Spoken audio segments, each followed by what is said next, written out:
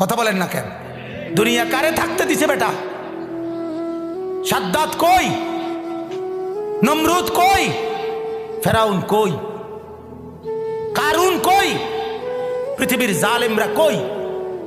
সম্পদের লুভিরা কই? দুনিয়াদাররা কই? বলো মিয়া, বলো কই? কেউ টিকছে দুনিয়া? কেউ টিকছে? আমরা কিতাবে পড়ছি ভারতের দিল্লির এক বাদশা ছিল শের শাহ। শের শাহ 40 বছর একটানা যুদ্ধ করছে এই রাজত্বের জন্য, দিল্লির রাজত্বের জন্য। ওনার বয়স যখন 65, তখন উনি দিল্লির বাদশাহী পুরা পাইছে। সেদিন পাওয়ার পরে একদিন আফসুস করে বলতেছে, হায় দুনিয়া, তুই আমারে যখন ধরা দিলি তখন আমার কবরে যাওয়ার সময় হয়ে গেল। মানে আজ 40 বছর মেহনত কইরা দুনিয়া যখন বাদশাহী নিলাম, তখন আমার কি শুরু হয়ে গেল? কবরে যাওয়ার টাইম। দুর্বল হয়ে গেলাম তখন। দুনিয়া মনি, দুনিয়া বড় ধোকা দেয়।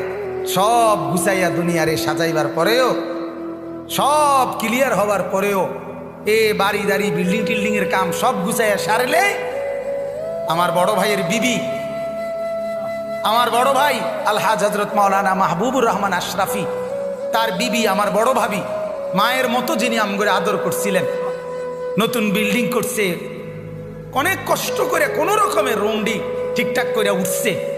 এরপরে আপনার বুধবার দিন নতুন ঘরের বাজার করছে, চাল ডাল তেল সব কিনা, চালগুলো সব ড্রামের মধ্যে পড়ছে, তরকারি ফ্রিজে কুইটা রাখছে।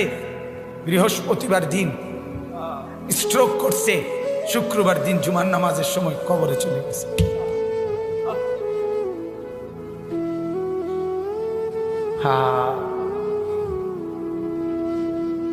আগামীর পৃথিবী, আগামীর সামনে দাজ্জাল বাজান, আগামীর সামনে দাজ্জাল। দাজ্জাল দেখা যায়, দাজ্জাল দেখা যায়, কিয়ামত দেখা যায়। ইকতারাবা লিন্নাসে হিসাবুহুম, আল্লাহ বলে হিসাবের সময় কাছায় গেছে বান্দা। ইকতারাবাতিস সাআ, আল্লাহ বলে কিয়ামত ঘনায় গেছে বান্দা।